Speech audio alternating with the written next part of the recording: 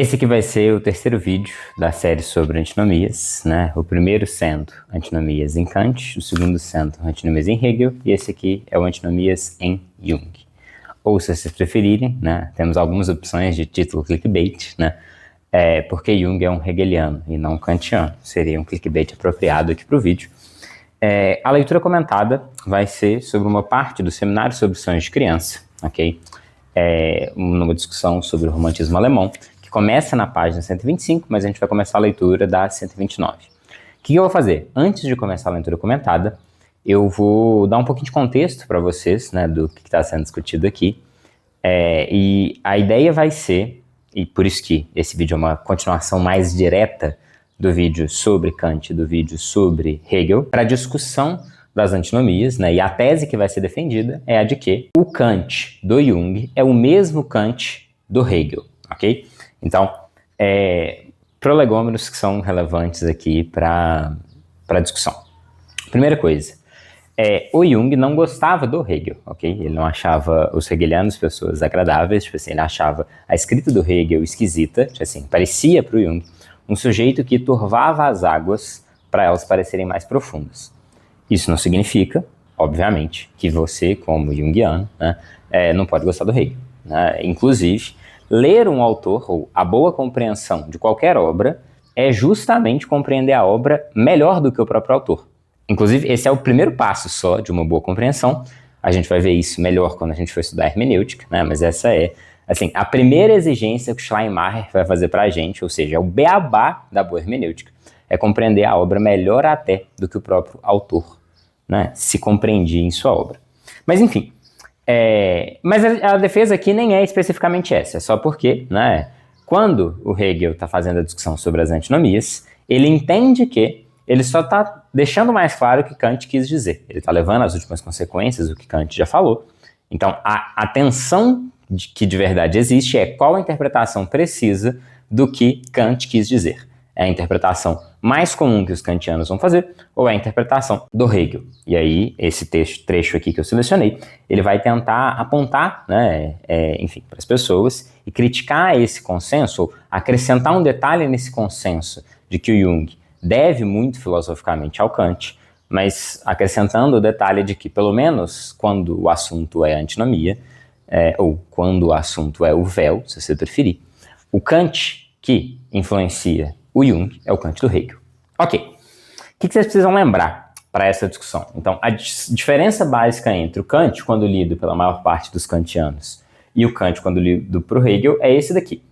No Kant padrão, e eu vou parar de fazer esse disclaimer, inclusive, né? Mas assim, no Kant, a gente tem o fenômeno, a antinomia, que é um limite para a razão, e os noumena, né? As coisas em si, a realidade de verdade, entre muitíssimas aspas aqui. Isso é uma explicação brutalmente simplificada. Mas a sacada é mais ou menos essa. O mundo, como a gente observa, né? Que a gente poderia falar que é o mundo como ele parece para a gente, o mundo de verdade e os limites para a nossa compreensão. Então, é uma sustentação trina, digamos assim, né? E as antinomias, elas cumprem um papel de limite, de impossibilidade. Elas acabam com a brincadeira. E esse daqui é a construção, né? Ou como que o Hegel vai ler o Kant, em que você tem o fenômeno e você tem o véu. Você tem a antinomia, você tem aquilo que impede a razão de fazer juízos transcendentais. Só que você não tem a coisa em si. Você só tem a impressão e o véu. Essa é a única coisa que você tem acesso. E é isso que de verdade existe. Não existe uma coisa por trás pressuposta. Você vai encontrar Deus na barreira, nas antinomias. Então, e esse, né, para nomear aqui, tá escrito em verde, porque eu fiquei com preguiça de trocar a tinta da caneta, então não vai dar para ver direito, mas a antinomia deixa de ser o limite, como é na filosofia crítica, e passa a ser o meio, dentro da filosofia continental contemporânea, para a investigação das coisas que são interessantes. Então, é muito comum, né, que a filosofia contemporânea, pelo menos, né, a parte dela que é continental, ela estude justamente a antinomia. Ela estude a linguagem, ela estude o inconsciente, ela estude aquilo que impede o ser de refletir sobre si, de justamente atingir a verdade, com V maiúsculo, atingir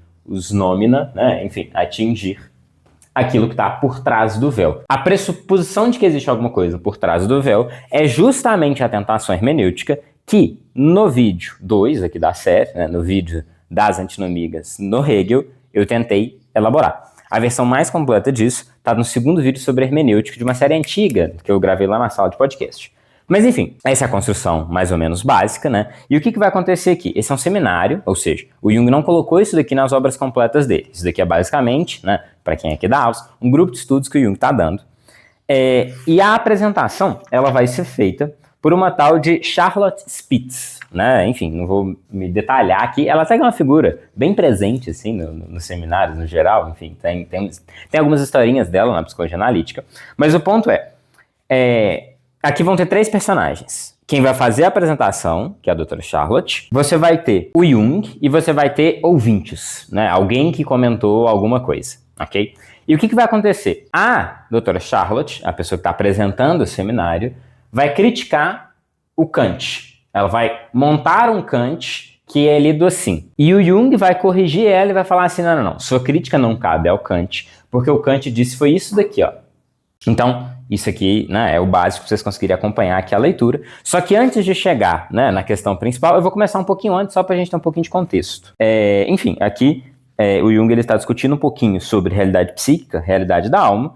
Há uma discussão sobre isso lá na página 128. E na página 129 vem de onde a gente vai começar a leitura, que a Spitz, né, está fazendo a apresentação dela, né, sobre a flor azul no romantismo alemão, e algum ouvinte comenta que os conteúdos internos dos românticos são projetados no mundo, como se o mundo ele fosse, né, colorido por fantasias internas, e isso caracterizasse, né, o romantismo alemão. E aí, o Jung ele vai fazer a seguinte ponderação, abrindo aspas e começando a leitura comentada. Será que o romantismo realmente projetou seus conteúdos no mundo?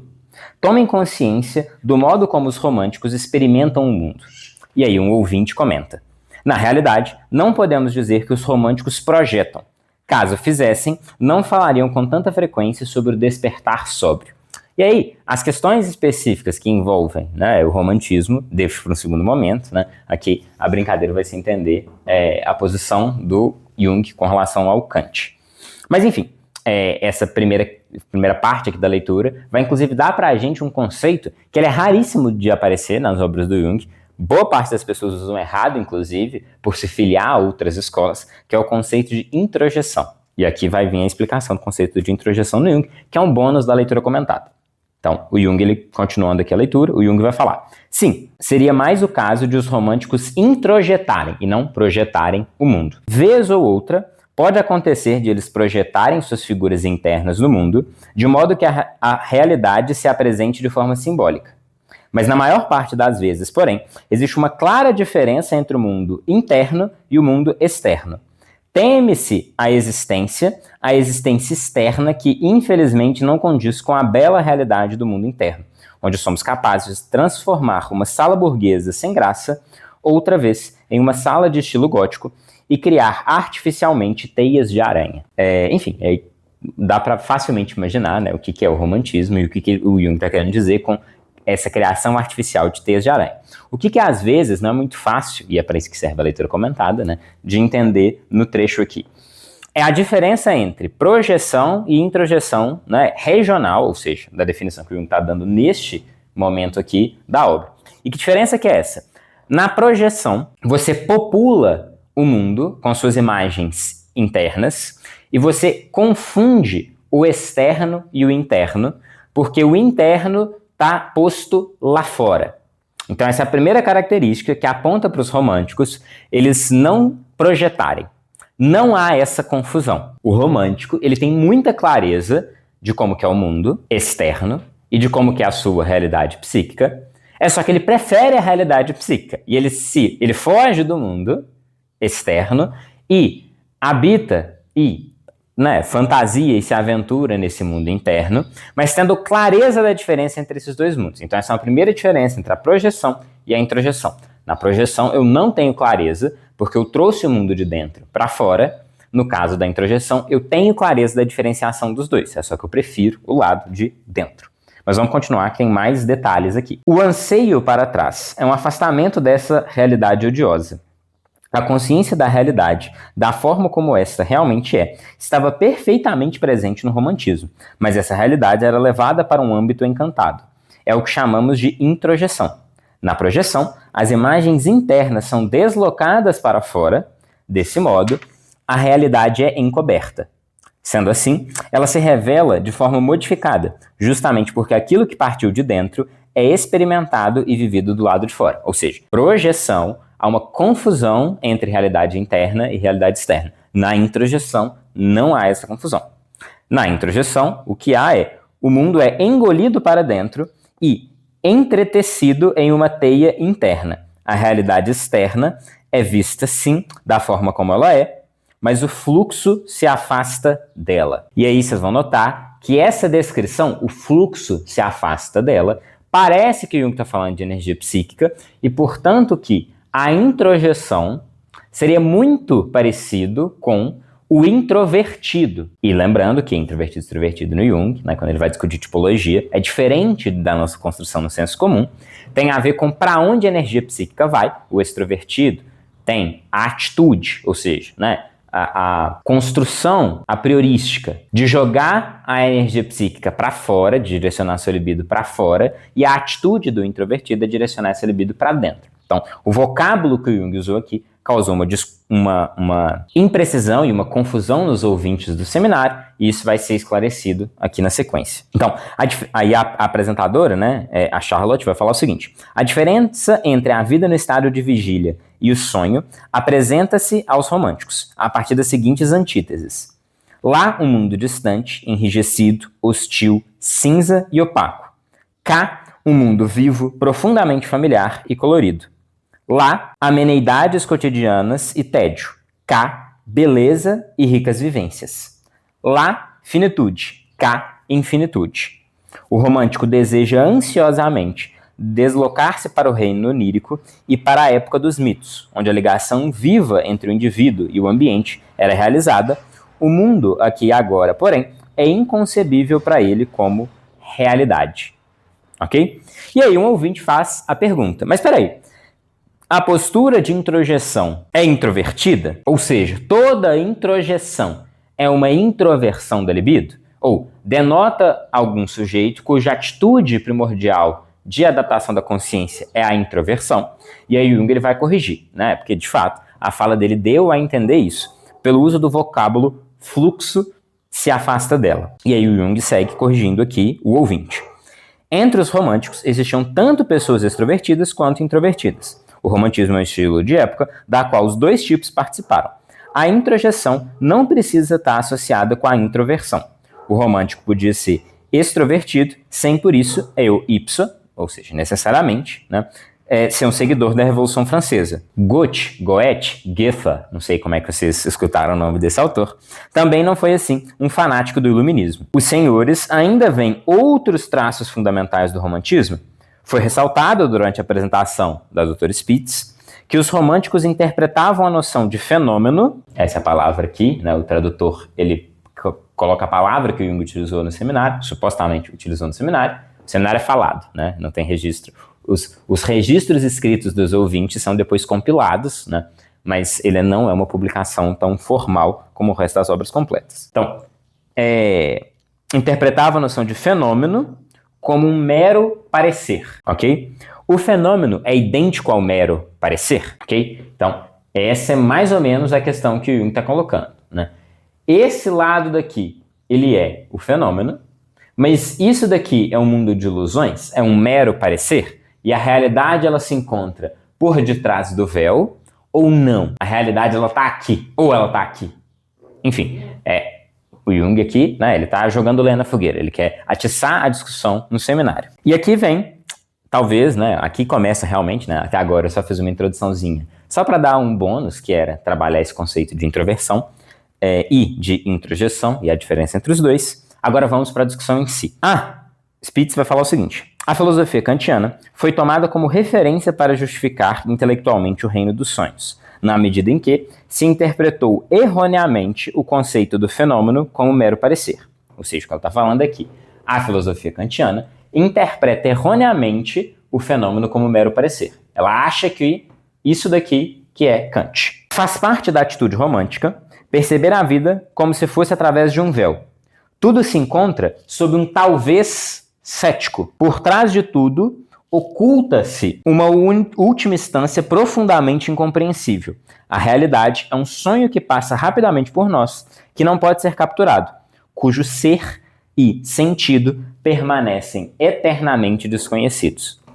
Então, e essa é a leitura mais óbvia do Kant mesmo, né? É entender que o ser e o sentido da obra divina são desconhecíveis, né? Por isso, crítica da razão pura. A pura razão é incapaz de transpor a antinomia é um limite, e, portanto, isso daqui fica nesse talvez cético. Esse é o ceticismo kantiano. Isso vai se contrastar com a leitura hegeliana do Kant, porque aqui o Deus ele não está por detrás do véu, ele se encontra no véu. E é por isso que, para o Hegel, entender o processo dialético, né, é fundamental. O processo de autorreflexão do ser é justamente o entendimento das antinomias, o entendimento dos limites da razão, que são o meio para a produção de conhecimento. É por isso que, para o Freud, o inconsciente, que é aquilo que impede a gente de transpassar as ilusões, é o que merece ser estudado. É por isso que no Lacan, a língua, que é aquilo que impede o sujeito de conhecer as limitações da própria estrutura de pensamento e fala, é o que vai ser estudado. Então, existe essa mudança entre esse talvez cético e o estudo das antinomias em si. A antinomia como sendo um limite para a gente falar de assuntos que são propriamente ontológicos, para a antinomia sendo o meio, sendo o start. É por meio das antinomias que eu encontro a Deus, né, no sentido hegeliano de Deus. Mas enfim, então essa é a fala da Spitz, né, criticando aqui a filosofia kantiana. E aí vai vir um ouvinte e vai falar o seguinte: depende do ponto de vista. Quando pressupomos que a psique é a realidade, então, sob essa perspectiva, o fenômeno é mero parecer. Quer dizer, uma forma aleatoriamente localizada no espaço e no tempo que não possui qualquer significado mais essencial perante outra realidade. E aqui vai vir a fala do Jung, né? E aqui são duas falas intercaladas por um ouvinte, que vão dar pra gente a clara noção de que o Jung está do lado de cá, né? A despeito de não gostar do Hegel, né? Inclusive, minha fanfic histórica, não entendo nada de história, né? Assim, não tive acesso a documento nenhum, essa é só uma fanfic. Eu acho que o Jung não leu isso no Hegel. O Jung não gostava do Hegel, ele provavelmente chegou a essa conclusão de forma independente, do mesmo jeito que... quem que é o autor? É o Schopenhauer. O Schopenhauer vai fazer a mesma crítica ao Kant. Inclusive, acho que eu fiz menção à piada que o Schopenhauer vai fazer, né? Que o Kant é um sujeito que, né, acha que está traindo a esposa sem perceber que está traindo com a própria esposa, né? Enfim, é uma piadinha aí do Schopenhauer, que eu não vou me dar o trabalho de explicar aqui. Voltem nos 2 primeiros vídeos da série que vocês vão entender. Mas assim, né, o Schopenhauer não é o Hegel, assim, né? Então, você pode chegar a essa mesma conclusão, essa mesma crítica, ou esse mesmo refinamento da leitura do Kant, sem ter necessariamente passado pelo Hegel. Então, o argumento aqui não é que, literalmente, Jung leu Hegel e, portanto, é um hegeliano. A graça é que, quando a gente vai pensar, né, o ceticismo kantiano em Jung, ele vem na mesma toada desse tipo de leitura aqui. Mas vamos lá, vamos continuar. Certo, essa concepção se dá quando experimentamos o mundo a partir do sentimento. Aqui é o Jung falando. Também para Kant, o mundo do fenômeno não era propriamente real. Os noumena, os objetos ideais, que eram reais. No caso dele, porém, não podemos dizer que sua concepção é determinada pela experiência do sentimento, pois para ele, a decisão moral era o fundamento criativo da realidade propriamente ideal. Foi a ideia da realidade, dos noumena, que influenciou os românticos. A diferença é que eles compreenderam Kant pelo órgão do sentimento. Foi justamente a interrupção do sentimento na filosofia que contribuiu essencialmente para a eclosão do estado de êxtase do qual acabamos de falar. Aqui, enfim, quase tudo que ele está falando, está fazendo referência às discussões anteriores aqui, né, nesse dia de seminário. Então, vou seguir, o que importa é a próxima, né? E aí um ouvinte, né, pergunta: será que a concepção de que o fenômeno seja somente mero parecer não está relacionado com o fato de não considerarmos as coisas a partir da sua origem essencial? Spinoza, por exemplo, fala em natura sive Deo, né? Ou a natureza é Deus, natureza é igual a Deus, né? São traduções simples assim que a gente pode utilizar. E aqui vem a parte importante. Jung falando de novo. Nesse sentido, o mero parecer também é realidade para muitos românticos. Quando Goethe diz é a vida esse reflexo colorido, né, no primeiro ato do Fausto, ele se refere mais ou menos aos mesmos que os românticos. 2 pontos. O reflexo é uma realidade, o mero parecer é realidade. O fato este que está totalmente de acordo com a concepção oriental do Maya, do véu de Maya, né? A origem da palavra Maya vem de Ma, o que significa material de construção. Quando alguém fala em Maya, está se referindo a algo real, apesar de se tratar de mera aparência. Por isso, no Oriente, se fala das reais ilusões das formas. Desse modo, nossa tradução, que utiliza meramente a palavra ilusão, está errada. Deveríamos falar em um parecer real que emana do irreconhecível. E aí, por que esse trecho aqui ele é fundamental? Por que esse trecho aqui ele é digno de destaque? Porque aqui, e aí eu preciso que vocês tenham em mente, né, o que a gente falou no vídeo passado aqui da série, quando eu contei a historieta dos Ixos e do Farásios, né, é justamente o véu, Maya, Ma, que é o material de construção, e não o que está por trás dele.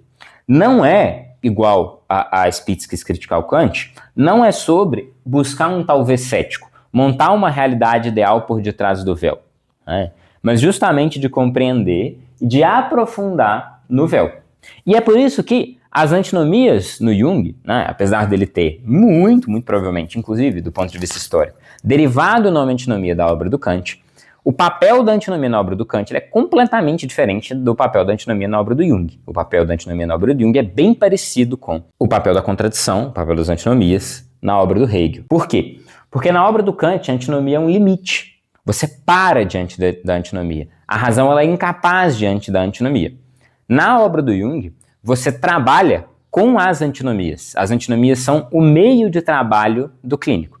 É a sustentação dessas antinomias até que os fatos decidam para onde recai o acento, né?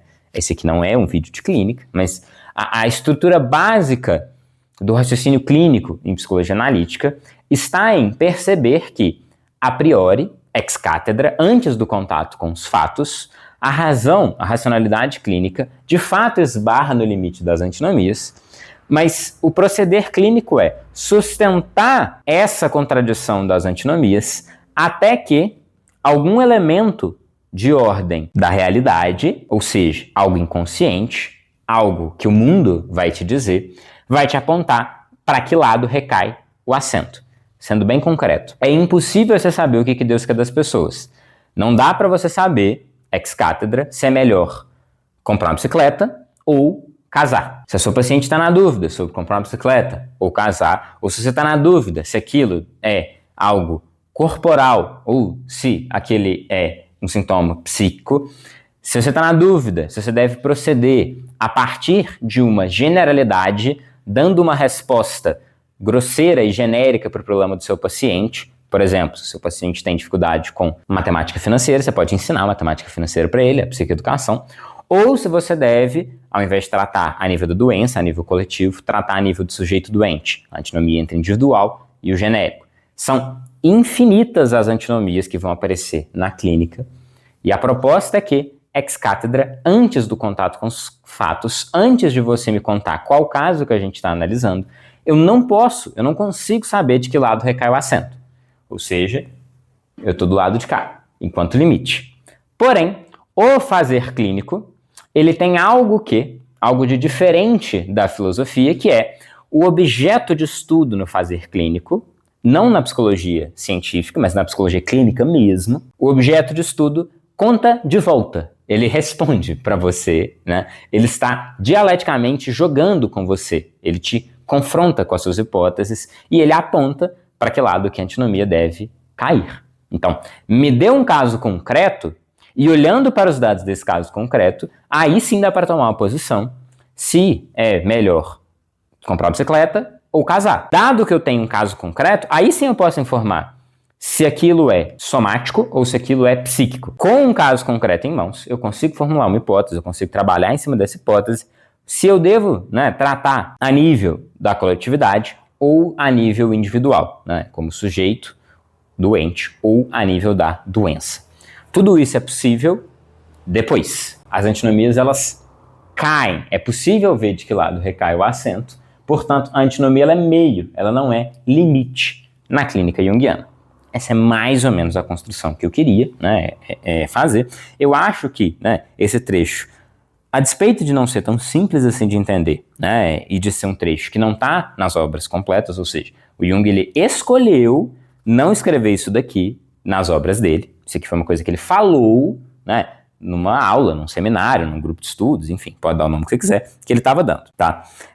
Mas só para a gente fechar aqui a leitura, né, aqui ele vai falar, né, ele vai continuar a proposição dele e vai falar sobre o que então esse pensamento romântico vai influenciar, né, na psicologia e qual que é o sujeito que liga esse pensamento, né, romântico ao espírito moderno. E o pessoal, né, algum ouvinte falou, é o Caruso, né, e o Jung vai falar, perfeito, e quem que o Caruso influenciou? O Hartmann, que é uma das principais influências para pensar o inconsciente no Jung. Então, aqui na própria fala do Jung, né, para fechar esse dia de apresentação de seminário, o fato de falarmos do inconsciente é uma herança direta do espírito romântico. Há outros conteúdos mais essenciais do romantismo que ainda não fomos capazes de transportar para o tempo presente, mas essa é uma herança, né, que o Caruso e o Eduard von Hartmann trouxeram para a gente, né, desse espírito romântico. Mas enfim, fica aí então pontuado, né, a posição que o Jung vai ter na leitura da obra do Kant. Ele não vai ler, como boa parte dos kantianos, os fenômenos como mero parecer e a realidade, né, como sendo um talvez cético por trás do véu. Ele vai ter uma leitura em que, né, o fenômeno é o próprio ser, né, e que as antinomias e os fenômenos são tudo o que há. Né? Essa fantasia de algo por detrás é justamente o erro, né, do Zixus, ou do Farasius. Eu continuo esquecendo, eu preciso reler essa história, mas enfim, em acreditar que tem algo aqui por trás do véu. E enfim, essa daqui é mais uma fala sobre antinomias, né? Encerrando a parte mais filosófica da série, quero fazer ainda algumas continuações, né, para falar um pouquinho de antinomias na prática clínica. Tem um vídeo aqui na Alus, se vocês quiserem, né, continuar aí, se vocês estão vendo em série por algum motivo, o vídeo que meio que continuaria seria o que chama Máximas Psicológicas, tá? Máximas Psicológicas, Associação Alus, é um vídeo antigo, ele não pressupõe todo esse conhecimento sobre antinomia, mas ele é um jeito elegante de visualizar, né, como que a gente aplica essa noção de antinomia na prática clínica. Enfim, então se vocês quiserem dar uma olhadinha no vídeo aí de Máximas Psicológicas, é um videozinho bacana, né? Mas no momento posterior eu vou regravar isso, só que ao invés de chamar de máxima psicológica, eu vou dar o nome que precisa ser dado, que são antinomias clínicas, né? Eu vou fazer uma construção um pouquinho mais bem feita, mas enfim, para quem tem pressa, tá aí uma direção possível. E é isso, fica aí registrada a polêmica que eu gosto de fazer, brincando que, né, o Jung é hegeliano e não kantiano.